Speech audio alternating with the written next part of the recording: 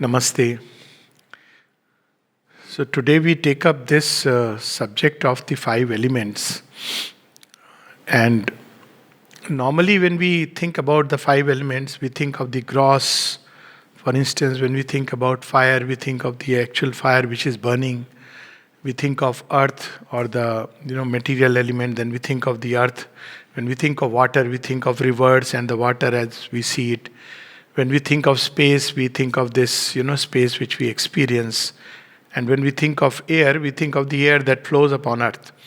So what we have to understand is that ancient seers, they tried to understand creation and they went through layer to layer, but they used images. And the images were the images which were the images which we were all experiencing them. For instance, in the Vedic rishis, they use the image of horses and cows and chariot. For instance, in the Gita, the famous image that the body is the chariot. So it's an image. So image was a very beautiful means of communicating some very deep, profound truth. So the five elements, whole thing started with, if you look at this universe, it's very mathematically actually. It comes from the Sankhya understanding of life. And Sankhya literally is mathematics, Sankhya. So they tried to understand what is behind this material universe. What is it constituted of? So one thing they found that it is constituted basically behind the material phenomena, forms, you have energy and force. This is what we all understand today in modern science also. It's all force which becomes matter. And in modern science, we speak about these forces which are acting within the atom. 4 or 5 forces. Weak gravitational, strong gravitational, force of attraction, force of repulsion, force that binds them together, centrifugal forces. So they had their own terminology through which they arrived at an understanding of how matter is formed. But the beauty is the way they understood it is something which becomes universal at many levels applicable. So let's start from, and always the understanding was from above downwards. So that which is beyond space and time. So the first thing that emerges out of that for creation is the stir, the first stir, the vibration. Before any form has come into existence, the first thing is the vibration, which is the original stir of creation. Now this vibration, as it spreads, creates space. That vibration, first vibration, is actually the original matter. Matter as the condition. Spirit, it releases out of itself a vibration which is so rhythmic, beautiful. It's the first condition for the manifestation. And it can be called as the ultimate true matter. It's not what matter as we experience. But then it is not something which can have a form. It is just like a vibration which is spreading and spreading and spreading endlessly. So within that first vibration, there must be something which comes and contradicts it. This first vibration which spreads is the ether, which is space, which is Akash element. Now, if it is spreading and spreading, how will you have forms? Something which must bring it, separate, distinct forms. So within that stir, out of that stir, something new emerges. And that emergence creates a play of forces, as if there is, one wave arising from here, another wave arising from here, and they're clashing with each other. So if we take the analogy of the sea, the first state is the sea in its complete calm, immobile. So that is the Brahman. And the second state is when there arises out of it waves, which are very harmonious and rhythmic. But these waves are arising and passing off. So there are two waves which come and clash with each other. This the second modification. It is a modification from within. It's not a new element which is arising. There is only one element. Out of that, through a modification from within, a new element emerges, and that's the aerial element or the gaseous element, whatever way, Vayu Tattva. So whatever way we want to put it, the Vayu Tattva. So this Vayu Tattva, what it does is, even now you see what, at a physical level you can see it. That Vayu Tattva is what? It is something where winds are moving in this direction, that direction. So that's how the waves, the first wave which is stir, begins to bring out of itself different wave forms which are clashing with each other. So when they are clashing with each other, there is a momentary feeling of a form, but then you can't sustain this form.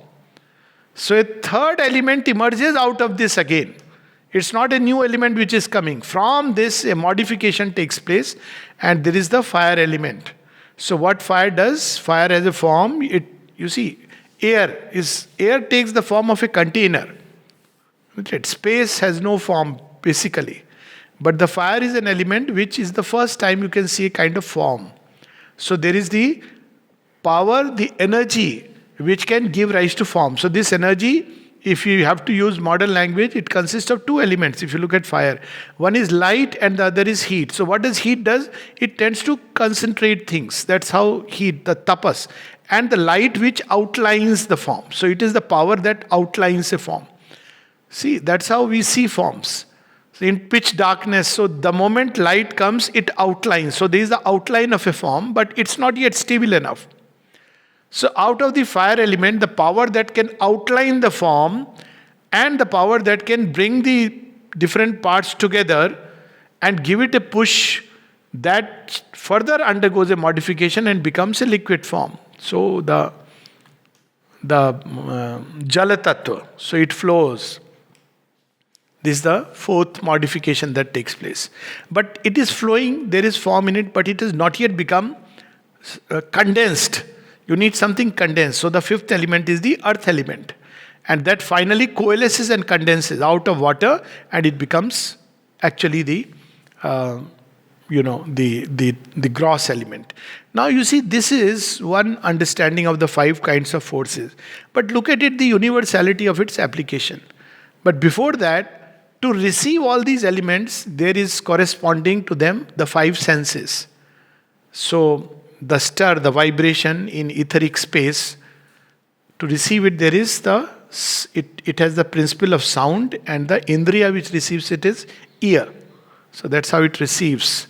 So we have the ear, and that's why you see, what do ears do? Ears give you not just sound, ears give you direction. Just now Surya Kiran fly past took place. So how did you turn? Which side is it? There are two ways you can turn. One is seeing. But seeing is already late. You have seen. So you have already turned. By the sound that's why the ancient hunters, they used the great archers. They had this capacity for Shabda Bhedi. So sound has to do with direction, space. So you see, it is to do with direction. So the moment there is sound, there is this space. So there was this sound and there was ears to receive it. Then the second is air. So to receive, air becomes the element of touch. The second, and the indriya which receives it all over. It is not yet something fixed, but all over you can receive the touch. And the third is light and heat. And the indriya which receives it is eyes. And the fourth is the liquid. Its principle is, its characteristic is taste. That's how you taste. When something takes a liquid form, you taste it. And the indriya which receives it is the sense of taste, the jiva. And the fifth element is earth, and its corresponding sense is smell. And that is through the nose. So this is how one receives these forces through contact, through these senses, and you create a form. Now look at it, how form is defined. It's a formless force. So now you have the whole logic, how the one consciousness force becomes these forms. So it gives us indriya to receive. The principle of sound you receive through the ears. The principle of heat and light you receive through the eyes. The principle of touch you receive through the skin. The principle of smell, taste. So you have a whole, you can define an object. So now the way even modern science is going in that direction in a reverse way.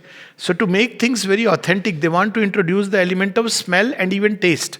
You see this 4D, 12D experience that they speak about, when you actually experience things, is precisely to add, because it's through this indriyas that you have the fullness of the form. If some is missing, you won't have the fullness of the form.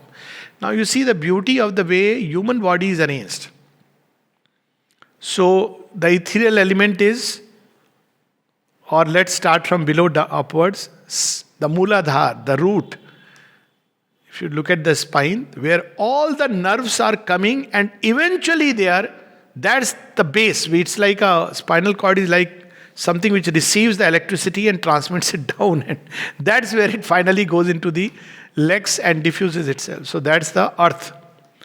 You look at the abdomen. What is the abdomen? All full of jali element. So earth element is the gross body, and within body 75% is water. The liquid element, the jala, that is 75%. But where is it maximum found? You will see it all the urinary tract and everything. All this jali element is located here. And then you have the third, which is the dynamic push and force. The fire, it all comes from the heart. So that's where the fire element is prominent. This is where the liquid element is prominent, and this is where the fire element is prominent. And there's psychological correspondence also. I'll talk about that. So then the fire element is right here.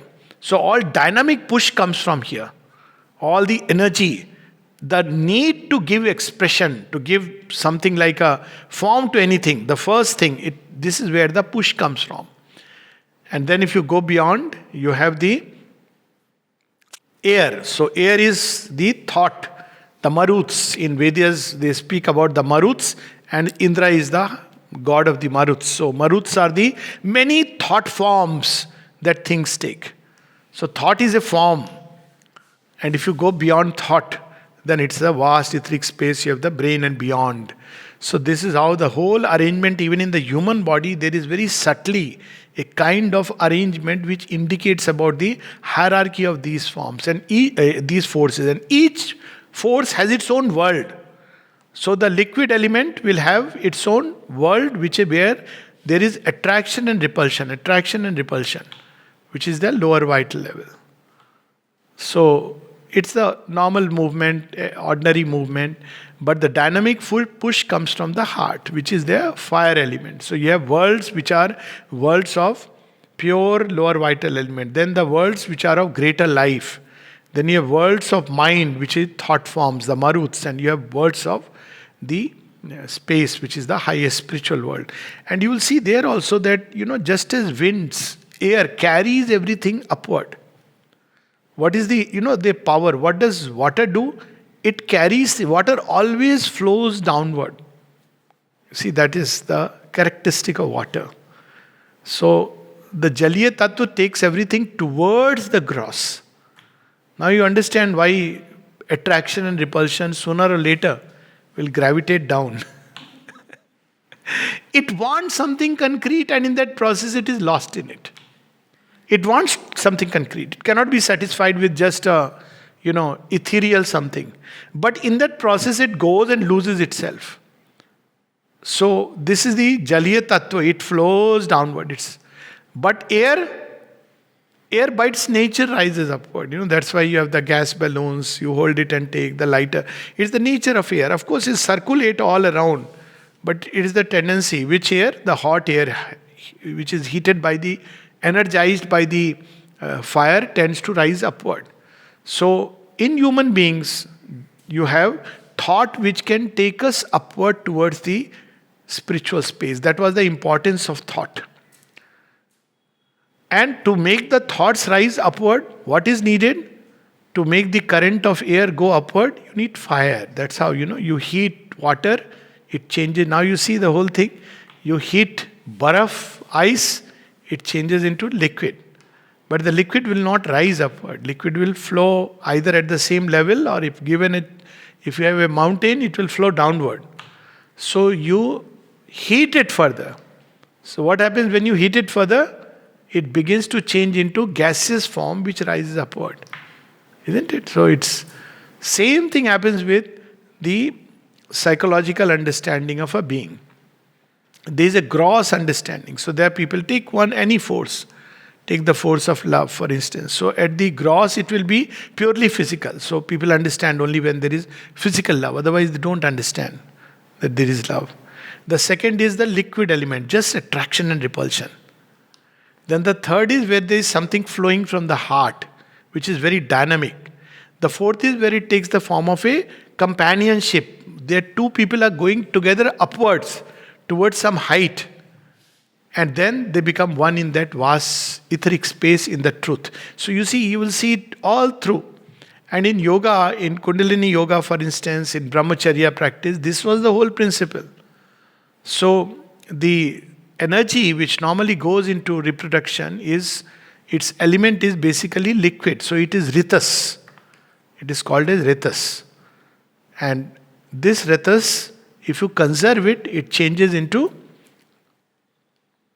Tejas, which is the ritas, changes into Tejas, then Ojas.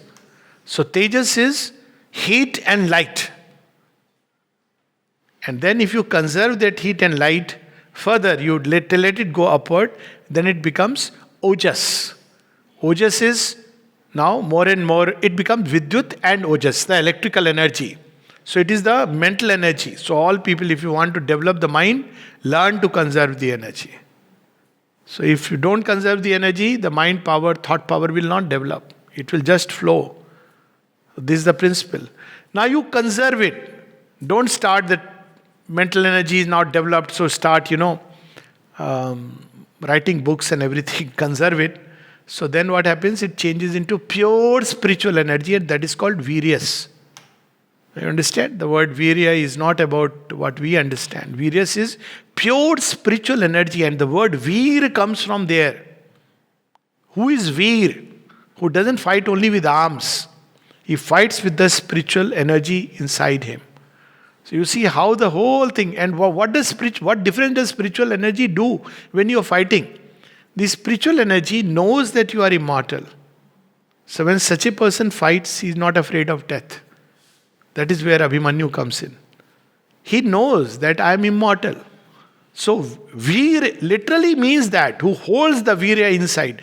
You may be a skillful archer, or now in modern context, you may have learnt all the weapons. But you can't be Veer just because you have learned the weapons and you are massacring people. Veer is somebody who knows he is immortal. So his strength comes from that spiritual source. And this is how they saw this whole creation as a play of the different forces. So it's a very interesting way of understanding creation, forms. But this is not enough. Where are the forms contained? So the Sankhya element. So you have the 5 Karmendriyas, Jnanendriya, and you have the 5 elements. They brought in another thing, and that is called the Mahat and Ahankar. So Mahat is the vast principle of vastness in which all is contained. And Ahankar is the principle of division, which creates the sense of separateness. And all this is taking place within what? So that is the Purusha, the spiritual element. All of this is reflected inside him. So it can withdraw all this into itself and it can release it forth. So Purusha, or the Supreme Soul, is that power out of which all this is emerged and into which all this has come. Now, though this is not the most perfect way of understanding creation, but all credit that, very intuitively they understood many, many things which we see today verified by, as I said, modern physics, and you can understand the simultaneity of truth which is applied at every level. You can apply this at physical level, understanding matter. You can apply this when you study the human form. Now, you can apply it in diseases. I'll come to that in a moment.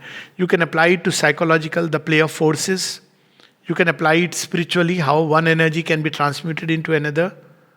You can apply it in everyday life.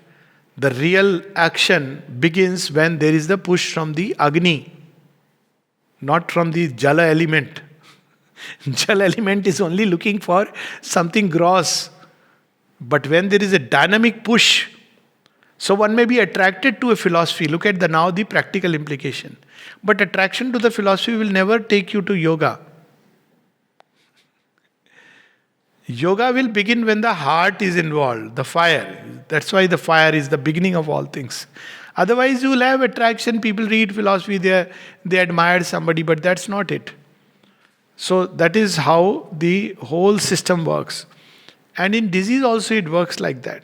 So if you have a problem which is, many people you will see suffer from lot of abdominal problem, or they will have problems here, no? They are the two big areas. So if you look at it very closely, such doctors are needed and such therapies are needed, because now also even in Ayurveda, though the Panch Tattvas are there, and Vat, Pitta, Kapha is basically that. Vat is what?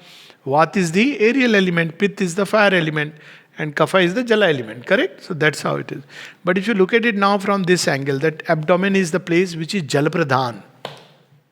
Most of it is like that. So the problem there you can trace back to these attractions, repulsions, to these lower vital energies.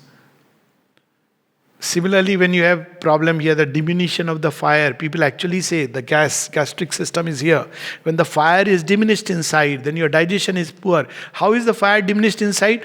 Through things like jealousies and things like, it covers the fire. Unkind thoughts, so they will cover the fire. So when you have that, the fire element is diminished. So you'll straight away see its impact coming on the stomach and other areas. Its impact will come on the heart. Ambition, strong, it's diminishing the real push which should come from this true fire which is inside. Desires will belong to the lower vital element.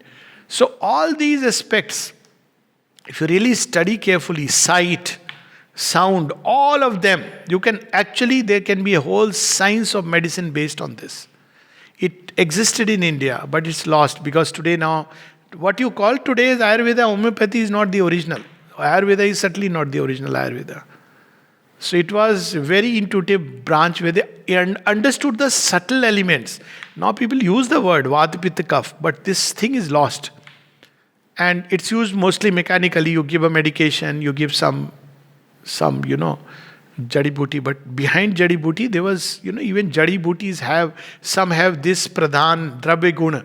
Some are more, Pradhan in another gun. So that's how it was used. It was a whole science, and a tremendous science. But now comes the mystery of mysteries. All these are ways through which the one consciousness or the consciousness force becomes form.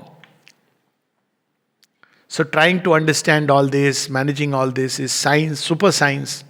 But what is the supreme science? Supreme science is the one conscious force that has become all existences. And that conscious force is the mother. So if you turn to her, all this is automatically taken care of. Because that is the origin. If you turn to her, all this, because she will set right. In ancient Indian thought, it's called as Mahaprana. So Mahaprana is the conscious force in existence. Matra is one. But this conscious force in existence, it has fivefold movement. You see the same Panch Tattva. So what is the fivefold movement of the prana? It's described in mystic literature as five fun wala nag. Nag jiske panch fun hai. There are even bhajans. So what is the fivefold movement of prana? They are two lower. You see, going towards earth and the apan going downward, and the liquid and the gross matter element. So there is the prana which feeds them. This is also required. So there is a prana which feeds the desires. That's why human beings feel like doing something. The first motivator is desire, not the last. But the first motivator is desire. In children, that's how they give a chocolate, they will do something. They are motivated by desires. But it's a sad thing when at 25 also somebody is motivated with chocolates. Only the chocolate takes the form of, promotion. The chocolate grows bigger. Toy cars become Mercedes. So that's... But children are motivated by that. And the sleeping inert man is motivated by that. So desire is that element. So there is the movement of prana. One is where it feeds only the fires of the body. So that is the prana which is simply feeding your hunger of the body. Bodily activities, all, eating, elimination, all these bodily activities are done by this lowest prana. You need it. Then desire. Desire, there is also, the Gita speaks of desire which is consistent with dharma. Keep it in check, in balance, it works. Average human being, not talking of the transformation. And then there are two upward movement of prana. So that is the Udan and the Vyan, that is going through thought and through the spiritual aspiration. This is the upward double movement. But the balancer is the fire, the samana, which balances, holds them together, all these movements. So the controlling organ should be here. If you are only living in thoughts, then you lose, the totality of the being. And of course, if you are only living in your, the sumo wrestlers only in the vital, the lower vital, then you lose this upward turn. So there has to be a balance in all these aspects. So that's where the samana, the psychic, that's why so much stress on the psychic. The psychic is, of course, behind the Agni Tattva, but that's how it is. So this Agni Tattva should not be confused with the psychic being, but the psychic being is still behind. But Agni Tattva is the heart from where all dynamism. So that's why it is said, if you want to do a work well, very often people say, mother's work, tell me a simple formula. Or I want to work well, tell me a simple formula. There is one very simple formula. Whatever you do with love is service. It doesn't matter what you are doing. You may be cooking, you may be bringing up your child, you may be doing puja. It is service because it's coming from here. Wherever there is no love, it's not service. It may be self-service if you like. Isn't it? So simple formula. You can derive a lot of truths from just this knowledge of the 5 elements. So this is how the whole human apparatus is nothing but an instrument designed by nature to manifest these panch tattvas and bring them together. Just imagine how it's a mystery how all these different senses receive these different things, and this is the form perception. It's still a mystery. Psychologists don't know exactly how this perception takes place.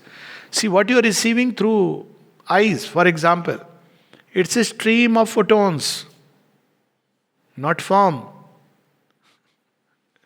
What you are receiving through ears is a limited bandwidth, that too a limited bandwidth of vibrations, sound. Everything is limited bandwidth, and it is going to the brain through nerves, what are the nerves doing? Just passing, like 0, 1, 0, 1. It's just impulses which are going to the brain. How does the brain create a form?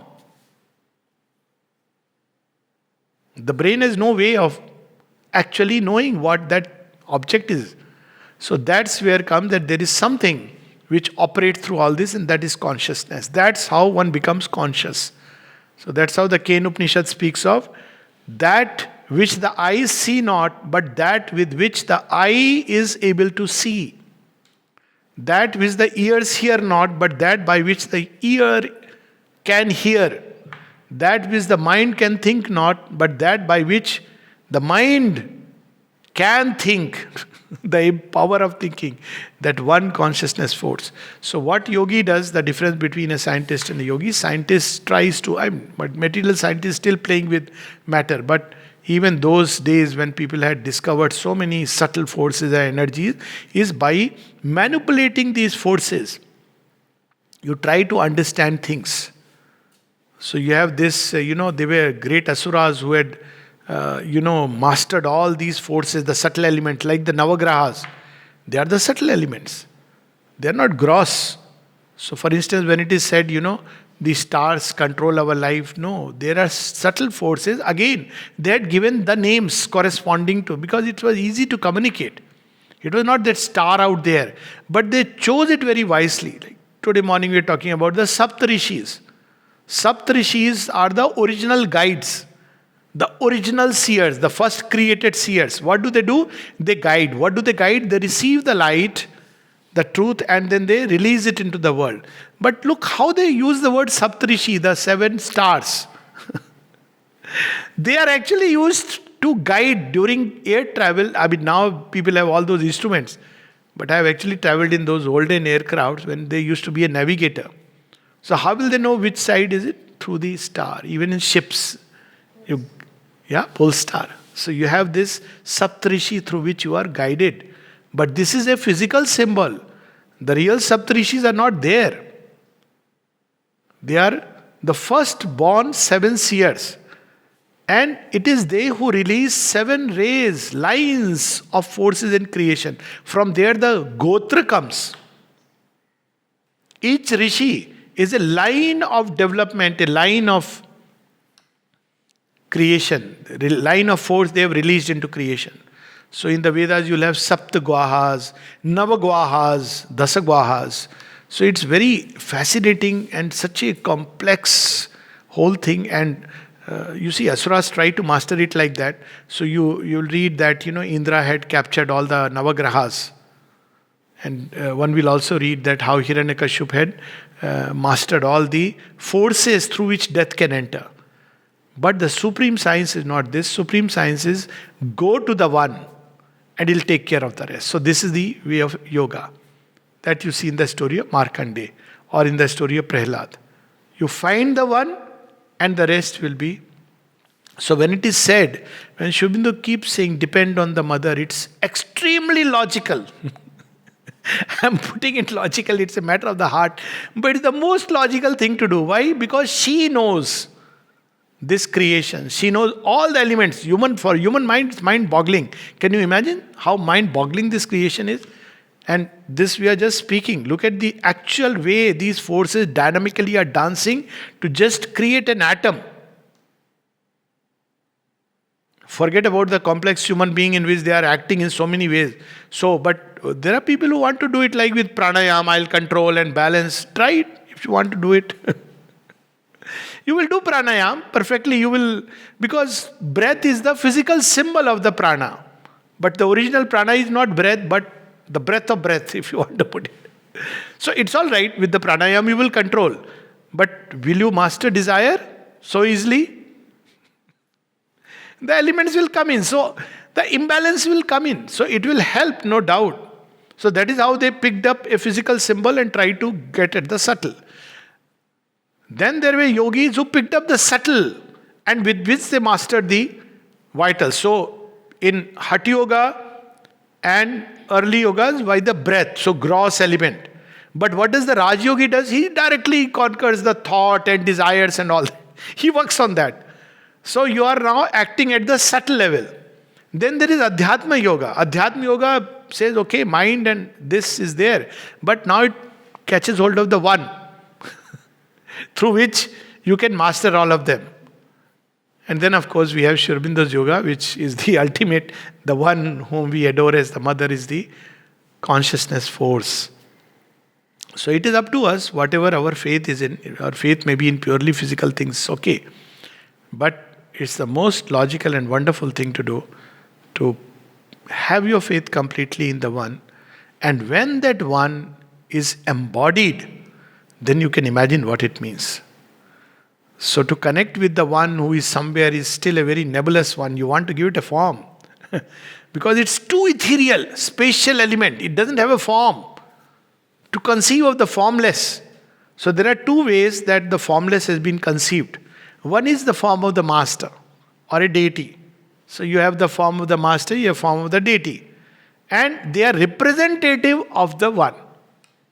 So by meditating on the form of the master or the form of the deity, you arrive at the one, and then the one takes care of everything. This one part. But there is another something which is still greater, still deeper, still more wonderful, is when the one becomes this form, assumes this form. This is the mystery of the avatar.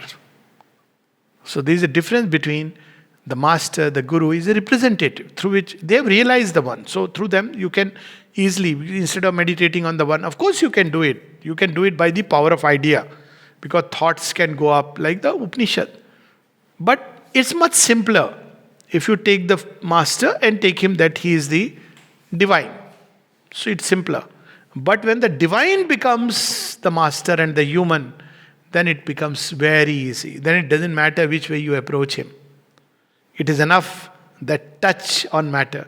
So that is the whole secret. And just one little line. One of the prayers which we had read when the Corona Kal had started. And there the mother speaks of the supreme science. This is a prayer of March 17, 1914. Remember when we had the first talk on Corona, and this prayer had opened spontaneously. And that day was also 17th March. And the prayer is something marvelous. When she speaks about physical conditions are a little difficult, what we should do, the whole prayer is there. We have already read it, but just this part.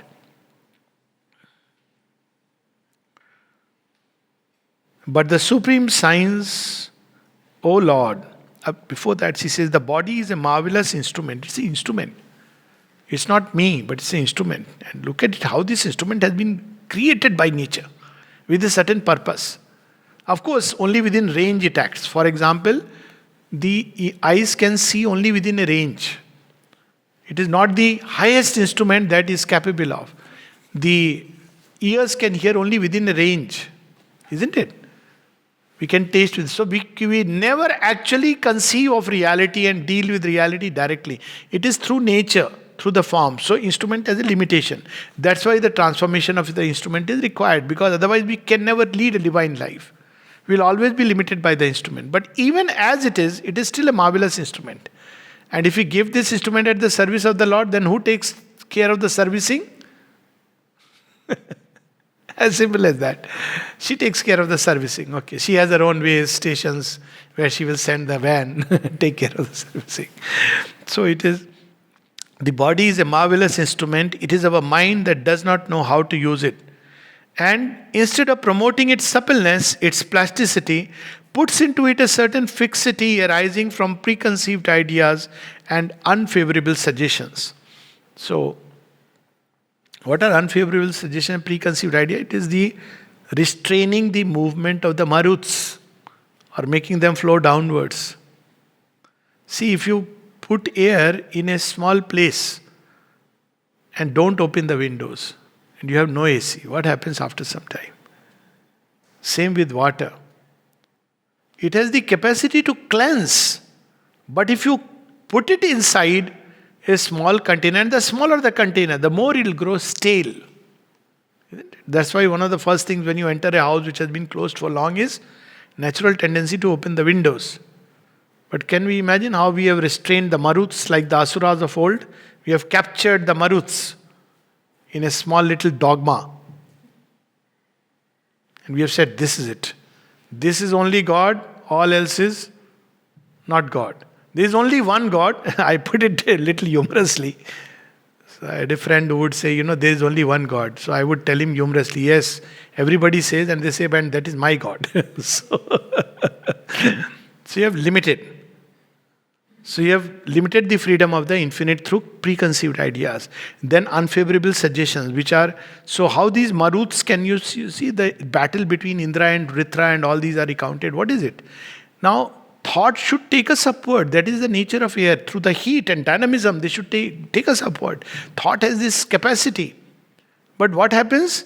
These thoughts, when they come under the influence of desire and fear, attractions and repulsion, start nosediving.